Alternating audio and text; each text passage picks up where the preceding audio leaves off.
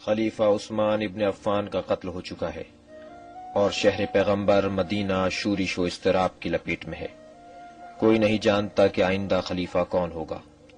امام علی علیہ الصلاۃ والسلام ان آفت زدہ دنوں میں مصلحتاً خانہ نشین ہو گئے۔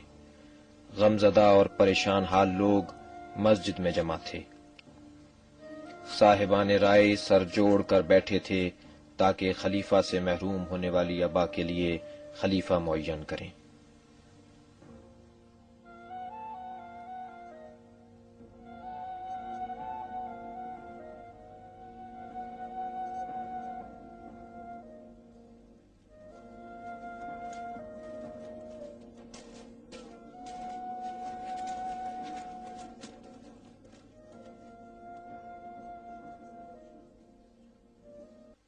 خلیفہ مرا ہے یا خلافت؟ تم سب سوگ میں بیٹھے آسمان کو تک رہے ہو کہ خلیفہ آسمان سے نازل ہوگا۔ محمد خاتم الانبیاء تھے۔ تعجب ہے خلیفہ کو رخصت ہوئے 7 دن ہو گئے ہیں لیکن ابھی تک ردائے خلافت کسی نے نہیں اوڑھی۔ خلیفہ مرحوم کی موت کی خبر نئے خلیفہ کی جانشینی کی خبر کے ساتھ جلد سے جلد شہروں تک پہنچنی چاہیے، ورنہ مملکت کا ہر علاقہ کتے کے منہ میں ہڈی کے مانند ہو جائے گا۔ تم لوگ اور تم ساتھ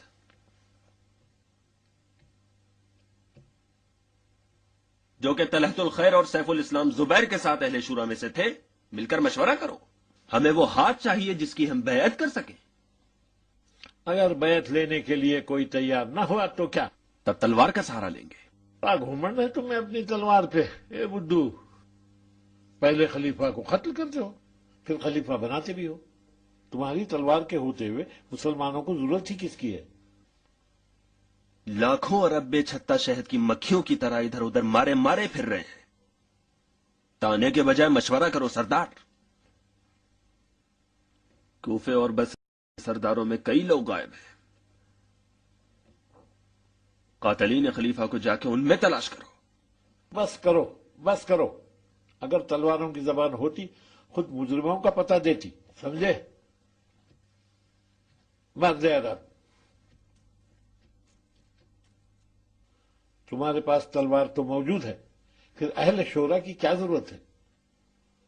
جو زخم مرہم سے ٹھیک ہو جائے اسے داغا نہیں جاتا۔ ہم خلیفہ کا جانشین چاہتے ہیں، نہ خلیفہ کا قاتل۔ بہرحال یہ جان لو، اگر وقت گزر گیا اور خلیفہ مقرر نہ ہوا تو مجھے بھی خدا احکم الحاکمین کی قسم تمام اہل شورا کی گردنیں اڑا دوں گا۔ علی کی بھی گردن اڑاؤ گے؟ ہاں، علی کی بھی۔ ابن ادیس، نہ تم میں خیبر کا استحکام ہے نہ ہی اس کے دروازے جیسا وزن۔ بے سوچے سمجھے رجس خانی نہ کرو۔ جا کر اپنے باپ سے پوچھو، وہ تمہیں بتائے گا کہ علی کی ذوالفقار نے امر کی کیا گت بنائی تھی۔ امر؟ کون سا امر؟ نہیں جانتے تو تم نہیں جانتے۔ تم ٹھیک کہتے ہو، علی کی ذوالفقار بھی آ جائے تب بھی تم جیسے جاہلوں کی ہٹ دھرمی کا مقابلہ نہیں کر سکتے۔ ابو الحسن نہیں دکھ رہے ہیں؟ یہی تو سوال ہے جو کئی روز سے عرب ایک دوسرے سے کر رہے ہیں، جبکہ علی ذوالفقار چلانے کے بجائے بیلچا چلا رہے ہیں اور کبھی کھدال ہاتھ میں لیے کنواں کھودتے ہیں۔ کیا ان کو یہ کہتے ہوئے نہیں سنا کہ اپنی پھٹی ہوئی جوتیوں کو بھی عرب پر حکومت کے بدلے نہیں دوں گا؟ اور کبھی کہتے ہیں کہ تمہاری دنیا میرے نزدیک ایک بکری کی چھینک سے زیادہ بھی بدتر ہے۔ انہوں نے ہم سے منہ موڑا ہے تو کیا ہم ان سے منہ نہ موڑے؟ میں قسم کھا کر کہتا ہوں کہ علی اس وقت بھی اپنے گھر میں بیٹھے ہوئے حسن و حسین کے ان زخموں کا مداوع کر رہے ہیں جو خلیفہ مقتول کا دفاع کرتے وقت ان کو تلواروں سے لگے تھے۔ اگر وہ خلیفہ مقتول کے سوگوار ہیں تو ہونے دو، تم اپنے درمیان سے خلیفہ کا انتخاب کر لو۔ کرو انتخاب۔ بتاؤ تم میں سے کون بیعت لینے کے لیے تیار ہے؟ کرو، تعین کرو، طلحت الخیر یا سیف الاسلام زبیر؟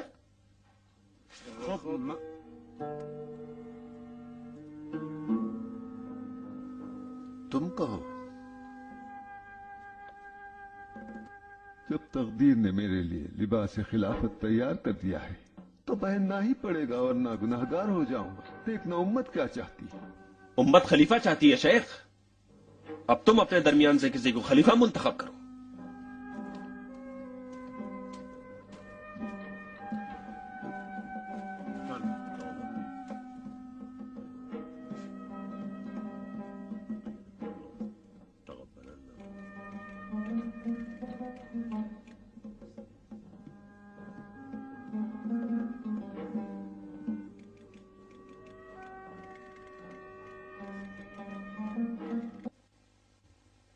السابقون السابقون اولئک المقربون.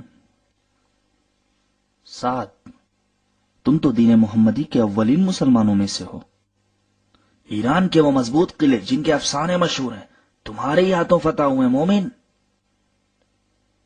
تمہاری ہی تو تلوار نے ان انتہائی متعصب مجوسیوں کو مسلمان کیا ہے. اب کیوں ذمہ داری سے کترا رہے ہو؟ تم بھی تو ردائے خلافت کے حقدار ہو. ٹھیک ہے، اسلام لانے میں تو آپ لوگوں کے ساتھ ہوں، لیکن دیانتداری میں کیا؟ میری زندگی تو سفر و سفارت میں گزر گئی. خالی سنا ہے وحدہ لا شریک لہ، لیکن سمجھا نہیں سمجھا. میں تو آپ لوگوں کی دعا کا محتاج ہوں. خدا بڑا مہربان ہے اور بندہ نواز. اور آپ لوگ اولیاء و خلفاء کے رشتہ دار ہیں. آپ طلعت الخیر ابو بکر صدیق کے بھتیجے اور آپ زبیر خلیفہ کے داماد ہیں. چلو ہاتھ بڑھاؤ زبیر، میں آپ کی بیعت کرتا ہوں. یہ کیا کر رہے ہو خدا کے بندو؟ کیسی باتیں کر رہے ہو؟ بار خلافت کوئی ایسی چیز نہیں ہے جو کوئی بھی اٹھا کے منزل مقصود تک پہنچا دے. یہ ردائے خلافت جسے باتوں ہی باتوں میں آپ ایک دوسرے کو پیش کر رہے ہیں، کوئی بکاؤ مال نہیں جسے کسی بھی بنیا یا بقال سے خریدا جا سکے.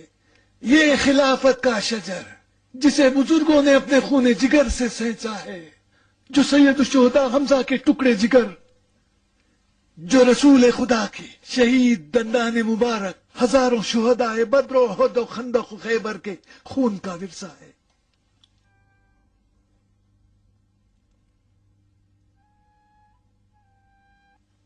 للہ اسے پامال نہ کرو. رشتہ داری کی بات ہو تو علی اہل بیت سے ہیں. شمشیر کی بات کرتے ہو تو دین محمد ذوالفقار علی کا احسان مند ہے. اگر دیانتداری دیکھتے ہو، جو چاہو مجھے کہنا. اگر علی کی ایک لفظ کو میں تم سے لاکھوں درہم میں نہ خرید لوں. حکومت اور قضاوتی امور میں گزشتہ خلفاء نے بارہا علی کے در پر دستک دی ہے. خلافت کے لیے پاک اور طاہر ہاتھوں کو تلاش کرو میرے بھائیو. سنو، علی نے خلیفہ عثمان کی دفاع کے لیے رسول کے نواسے حسن اور حسین کو قربان گاہ بھیج دیا.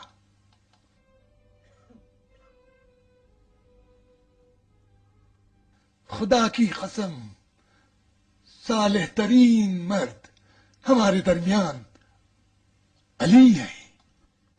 ہاں بے شک، ہم بھی یہ چاہتے ہیں کہ یہ منصب علی سنبھالیں. وہ قبول نہیں کرتے تو ہم کیا کریں؟ اصرار کریں. کہتے ہیں وزیر بننا میرے لیے امیر بننے سے بہتر ہے. انا مدینۃ العلم علی بابها. انصاف کیسا، جبکہ علی جیسا علم نبوت کا دروازہ ہوتے ہوئے علی کو امت کی قیادت نہ دی جائے. حدیث نبوی نہیں سنی؟ من کنتم مولا فہذا علی مولا. علی کی فضیلت میں کسی نے شک نہیں کیا. حکیم اصرار کے باوجود بھی قبول نہیں کرتے، اب زبردستی کریں. ذمہ داری عائد کر دیں، شرعی ذمہ داری. آپ شورا کے بزرگوں میں سے ہیں نا.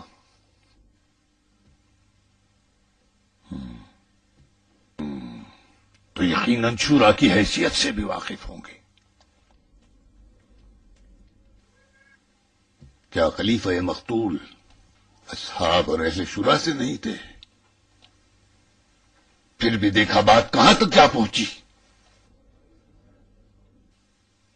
تم بلوی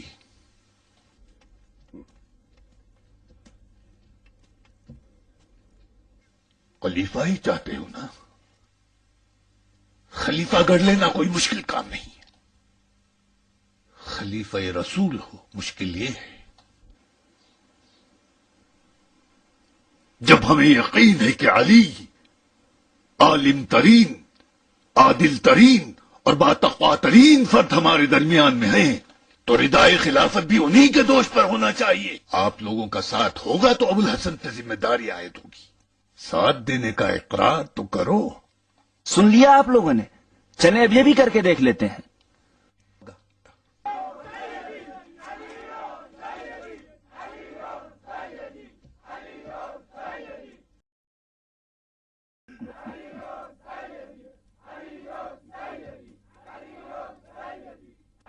بیکار دل لگائے رکھا. آج علی کو 25 سال کی خانہ نشینی کا پھل مل رہا ہے، سمجھ گئے؟ کاش تمہارے ہاتھ مقتول خلیفہ کے خون میں رنگے نہ ہوتے. اے ناکام خلفاء.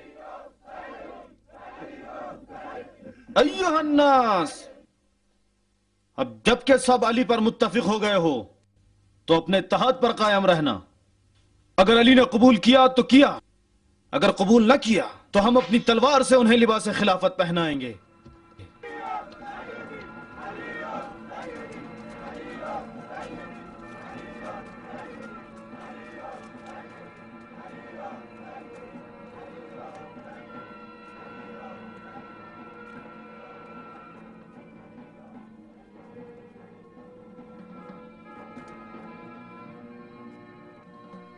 اب ہمیں کیا کرنا چاہیے ابا محمد؟ ان کی خلافت کو ماننا ہوگا. ہمیں بصرہ اور کوفے کی حکومت مل جائے تو کافی ہے.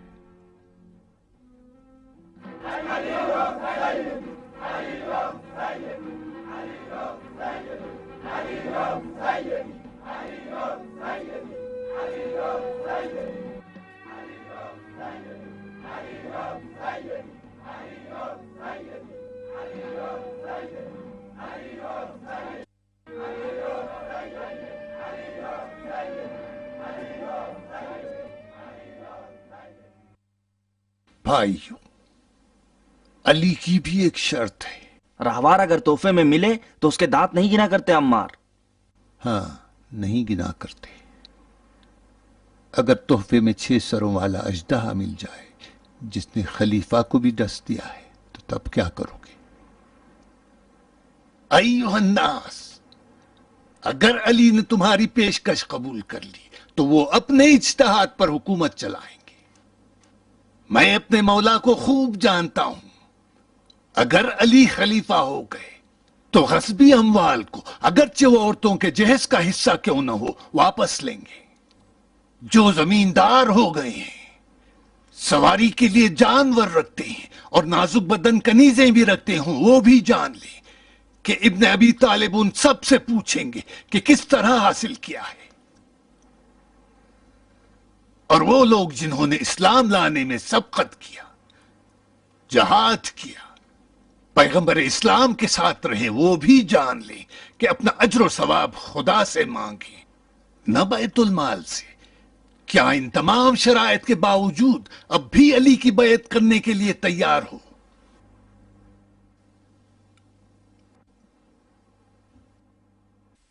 علی کے شرط و شروط ان دلجلوں کی پکار ہے.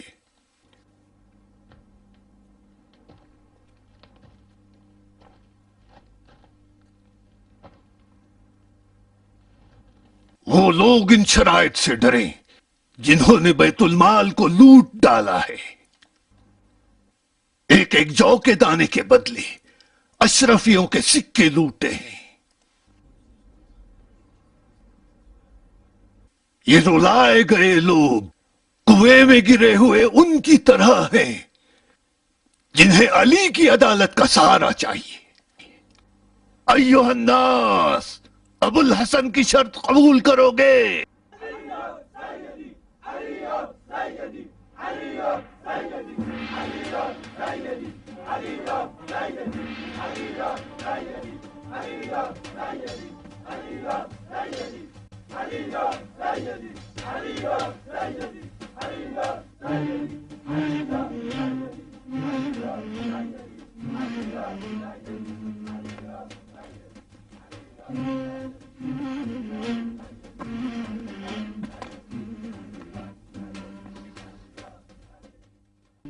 رو رہے ہو عمار؟